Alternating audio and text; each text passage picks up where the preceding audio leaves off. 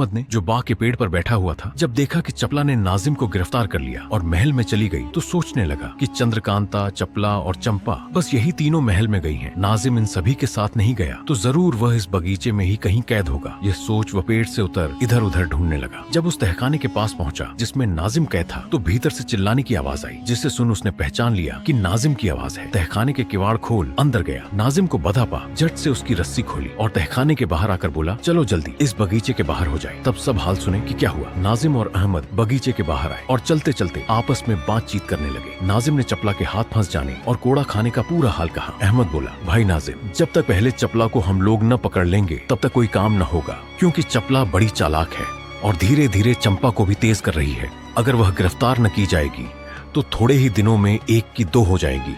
चंपा भी इस काम में तेज होकर चपला का साथ देने लायक हो जाएगी। नाजिम ने कहा, ठीक है, खैर आज तो कोई काम नहीं हो सकता, मुश्किल से जान बची।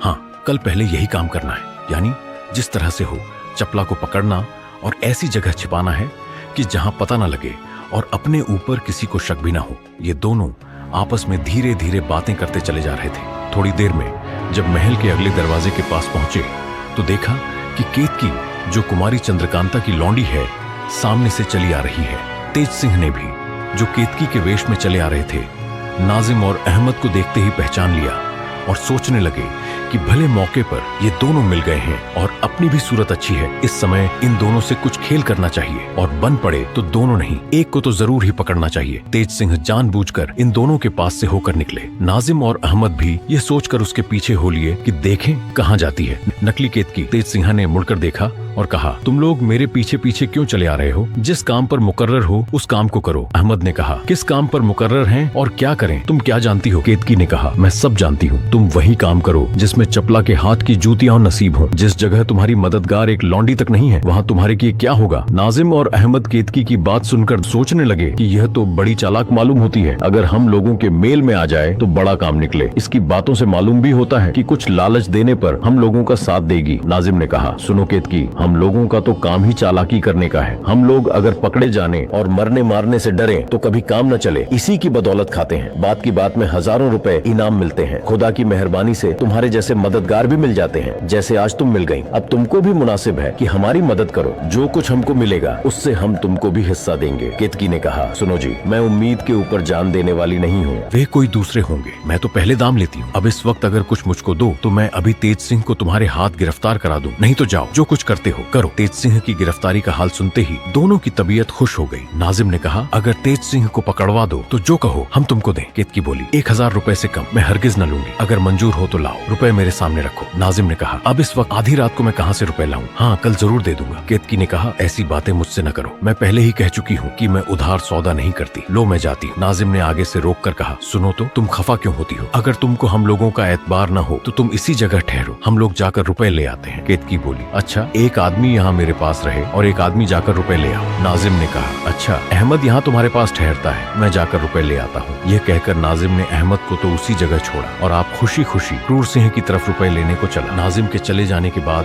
थोड़ी देर तक केतकी और अहमद इधर उधर की बातें करते रहे। बात करते करते केतकी ने 2-4 इलायची बटुए से निकालकर अहमद को दी और आप भी खाई। अहमद को तेज सिंह के पकड़े जाने की उम्मीद में इतनी खुशी थी कि कुछ सोच न सका और इलायची खा गया, मगर थोड़ी ही देर में उसका सिर घूमने लगा। तब समझ गया कि यह कोई अय्यार मतलब चालाक है जिसने धोखा दिया। चट कमर से खंजर खींच बिना कुछ कहे केतकी को मारा, मगर केतकी पहले से होशियार थी। दांव बचाकर उसने अहमद की कलाई पकड़ ली, जिससे अहमद कुछ न कर सका, बल्कि जरा ही देर में बेहोश होकर जमीन पर गिर पड़ा। तेज सिंह ने उसकी मुश्कें बांधकर चादर में गठरी कसी और पीठ पर लाद नौगढ़ का रास्ता लिया। खुशी के मारे जल्दी जल्दी कदम बढ़ाते चले गए। यह भी ख्याल था कि कहीं ऐसा न हो कि नाजिम आ जाए और पीछा करे। इधर नाजिम रुपए लेने के लिए गया तो सीधे क्रूर सिंह के मकान पर पहुंचा। उस समय क्रूर सिंह गहरी नींद में सो रहा था। जाते ही नाजिम ने उसको जगाया। क्रूर सिंह ने पूछा, क्या है जो इस वक्त आधी रात के समय आकर मुझको उठा रहे हो? नाजिम ने क्रूर सिंह से अपनी पूरी कैफियत, यानी चंद्रकांता के बाग में जाना और गिरफ्तार होकर कोड़े खाना, अमहद का छोड़ा लाना, फिर वहाँ से रवाना होना, रास्ते में केतकी से मिलना और 1000 रुपए पर तेज सिंह को पकड़वा देने की बातचीत तय करना वगैरह सब खुलासा हाल कह सुनाया। क्रूर सिंह ने नाजिम के पकड़े जाने का हाल सुनकर कुछ अफसोस तो किया, मगर पीछे तेज सिंह के गिरफ्तार होने की उम्मीद सुनकर उछल पड़ा और बोला, लो अभी 1000 रुपए देता हूँ, बल्कि खुद तुम्हारे साथ चलता हूँ। यह कहकर उसने 1000 रुपए संदूक में से निकाले और नाजिम के साथ हो लिया। जब नाजिम क्रूर सिंह को साथ लेकर वहाँ पहुँचा जहाँ अहमद और केतकी को छोड़ा था, तो दोनों में से कोई न मिला। नाजिम तो सन्न हो गया और उसके मुंह से झट यह बात निकल पड़ी कि धोखा हुआ। क्रूर सिंह बोला, कहो नाजिम क्या हुआ? नाजिम ने कहा, क्या कहूँ, वह जरूर केतकी नहीं, कोई अय्यार था जिसने पूरा धोखा दिया और अहमद को तो ले ही गया। क्रूर सिंह बोला, खूब, तुम तो बाग में ही चपला के हाथ से पिट चुके थे। अहमद बाकी था, सो वह भी इस वक्त कहीं जूते खाता होगा। चलो छुट्टी हुई। नाजिम ने शक मिटाने के लिए थोड़ी देर तक इधर उधर खोज भी की, पर कुछ पता न लगा। आखिर रोते पीटते दोनों ने घर का रास्ता लिया।